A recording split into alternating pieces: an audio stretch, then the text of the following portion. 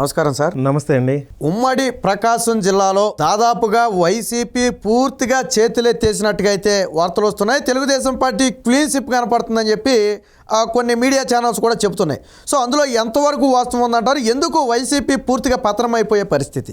అంటే అధికారంలో ఉన్న పార్టీలో ఇటువంటి పరిస్థితి ఎక్కడ చూడమండి. ప్రకాశం జిల్లా నుంచి తీసుకుంటే ఇప్పుడు కాదండి, గత 19 ఎన్నికల్లో 4 సీట్లు గెలుచుకొని టీడీపీ సత్తా చాటింది. రాష్ట్ర వ్యాప్తంగా వైసీపీ గాలిలో కూడా 4 సీట్లు గెలుచుకున్నాక అక్కడ తెలుగుదేశం ప్రభంజనం ఎలా మొదలైంది అనే దాన్ని చూసుకుంటే మహానాడు అక్కడే నిర్వహించినప్పుడు అక్కడ పోటెత్తిన జనమే రాబోయే తెలుగుదేశం సునామీకి సంకేతంగా నిలబడింది.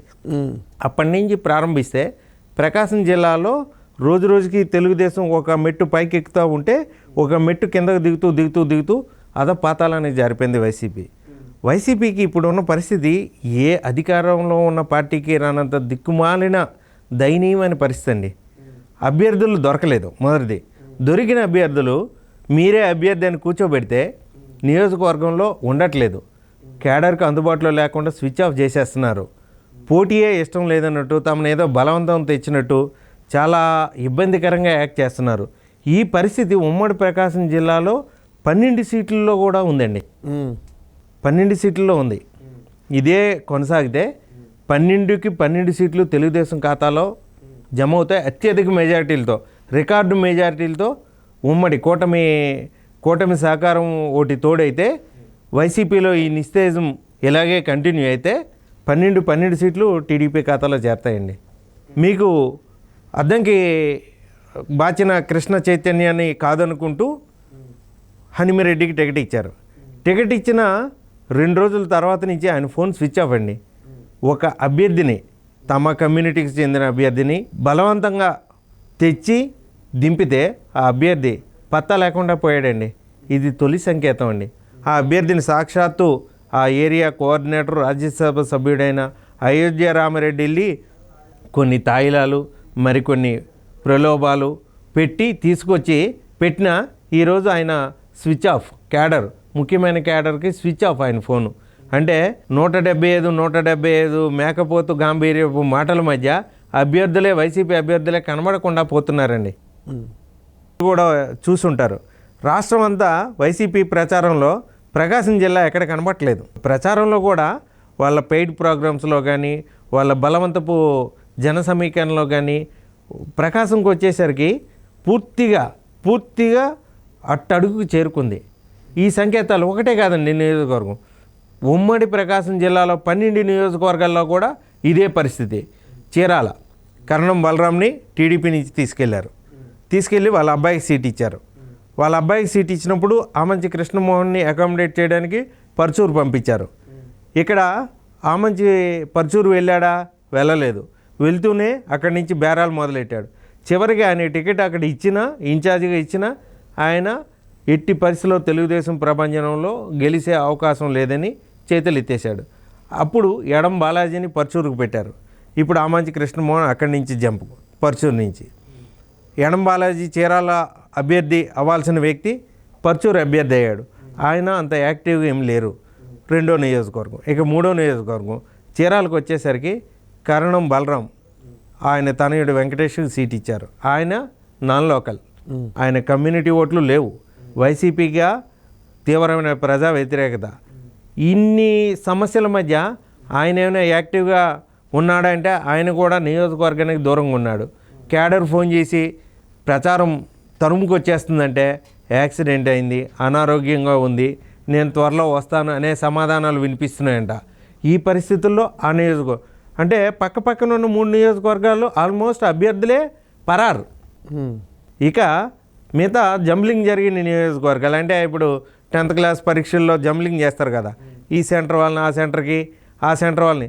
అలాగే నియోజకవర్గాల జంబ్లింగ్లో గుంటూరు నుంచి వెళ్ళిన మేరుగు నాగార్జున, ఆయన్ని టీజీఆర్ సుధాకర్ బాబు ఉన్నప్పుడే ఆ నియోజకవర్గంలో వైసీపీ గబ్బు అయింది. ఇప్పుడు కొత్తగా వెళ్ళిన మేరుగు నాగార్జునకి ఆయనకి ఇష్టం లేదు వెళ్ళడం, క్యాడర్కి అసలు ఇష్టం లేదు.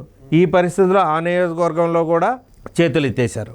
ఇంకా ఒంగోలుకు వచ్చేసరికి బాలినేని చివరి నిమిషం వరకు పార్టీలో పోరాటమే పందానే, అంటే ఆయన పార్టీలో ఉంటాడని నమ్మకం వాళ్ళకి లేదు, పార్టీ కూడా ఆయన్ని నమ్మలేదు. చివరి దశలో ఎవరు గత్యంతరం లేక పోటీ చేసేందుకు మనుషులు దొరక బాలినేని పెట్టుకున్న ఆయన హాయిగా ఇంట్లో కూర్చుంటా, తనకేమీ సంబంధం లేదు, జగన్ గారు టికెట్ ఇచ్చారు ఆయనే గెలిపించుకుంటారు, లేదంటే మా కుటుంబ సభ్యులు ఇందులో కల్పించుకున్నారు కాబట్టి వాళ్ళు చూసుకుంటారు అని చక్కగా తడిగొడ్డేసుకొని ఇంట్లో కూర్చున్నారు. ఇలా చూసుకుంటే దర్శిలో బూచేపల్లి తనకి ఫైట్ చేసి టికెట్ తీసుకున్నా అక్కడ పరిస్థితులు అనుకూలంగా లేనప్పుడు చేతిలో డబ్బు ఖర్చు పెట్టుకొని ఇంత అవసరమా అనే ఒక్కొక్క కారణంతో నిర్లిప్తత ఆవహించిందండి. కొండిపికి ఆదిమూలపు సురేష్ని తీసుకొచ్చారు. ఆయనకి అక్కడ కేడర్ సహకరించే పరిస్థితి లేదు. ఎర్రగొండపాలెంకి కొత్త అభ్యర్థిని పంపించారు. అక్కడ ఆదిమూలపు సురేష్ వర్గం సహకరించదు. ఇలాగే గిద్దలూరుని మార్కాపురం జంబ్లింగ్ చేశారు. అక్కడ అన్నా రాంబాబుకి నాగార్జున రెడ్డికి దయనీయమైన పరిస్థితులు.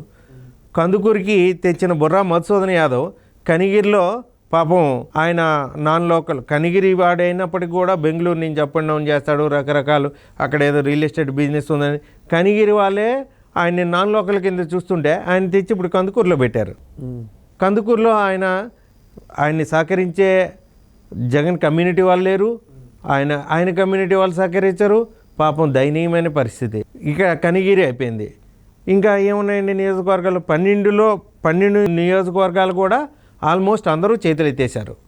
ఇప్పుడు తెలుగుదేశం అభ్యర్థులు ప్రచారంలో దూసుకుపోవడంతో పాటు మొదటి నుంచి ట్రెండ్ ఏదైతే తెలుగుదేశానికి ట్రెండ్ సెట్ చేసి ట్రెండ్ని కంటిన్యూ చేసే దీనిగా ప్రకాశం ముందు వరుసలో ఉంది. వాళ్ళు తెలుగుదేశం పార్టీ కార్యక్రమాలు నిర్వహించడంలోన పార్టీ ప్రజా వ్యతిరేక ఉద్యమాలకు పిలుపునిచ్చినప్పుడు కానీ అంతా ఒకటై తెలుగుదేశం అభ్యర్థులు చేసిన కృషి, అభ్యర్థుల ప్రకటన ముందుగా జరగటం, వీళ్ళందరూ కమిట్మెంట్తో చేయటం, వైసీపీలో పూర్తిగా నిర్లిప్తత, ప్రజా వ్యతిరేకత, ఓడిపోయినప్పుడు ఖర్చు పెట్టుకోవడం ఎందుకు, ఇలాంటివి ఈ అన్ని సమీకరణాల్లో ఇప్పుడు ప్రకాశం జిల్లా సరికొత్త చరిత్ర రాసే దిశగా పయనిస్తోందండి. అంటే తెలుగుదేశం పార్టీ అభ్యర్థులు కూడా బలంగా లేరని వైసీపీ ప్రచారం చేస్తుంది. తెలుగుదేశం అభ్యర్థులు బలంగా లేకపోవడం కాదండి, రాష్ట్రంలో అత్యంత బలమైన అభ్యర్థులు ప్రకాశం జిల్లాలో ఉన్నారండి. తెలుగుదేశం వాళ్ళే గత ఎన్నికల్లో అన్ని చోట్ల క్లీన్ స్వీప్ కొట్టుకొస్తున్న పరిస్థితుల్లో ఎదురొడ్డి పోరాడి 4 నిలబడ్డారండి. ఈ 4 ఇప్పుడు 12 మందిని తయారు చేస్తారండి. మీరు కొండపి నుంచి డోల బాలవీరాంజనేయ స్వామి అసెంబ్లీలో చేసిన ఫైట్ చూశారు కదా. ఎన్ని ఒత్తిళ్ళు, పార్టీ మారాలని థ్రెట్, కేసులు, పర్చూరు సాంబశివరావు గారు, అద్దంకి రవికుమార్ గారు తన జీవితం ఆయన వ్యాపారంలో 200 కోట్లకు పైగా ఫైన్ల రూపంలో తన గ్రానైట్ బిజినెస్ కోల్పోయినా ఏ రోజు వెనకడుగేశారా? అభ్యర్థులు బలహీనం కాదండి, రాష్ట్రానికి దిక్సూచిగా నిలబడే అభ్యర్థులు ప్రకాశం జిల్లాలో ఉన్నారండి. వాళ్ళు సరికొత్త చరిత్ర సృష్టించబోతున్నారు.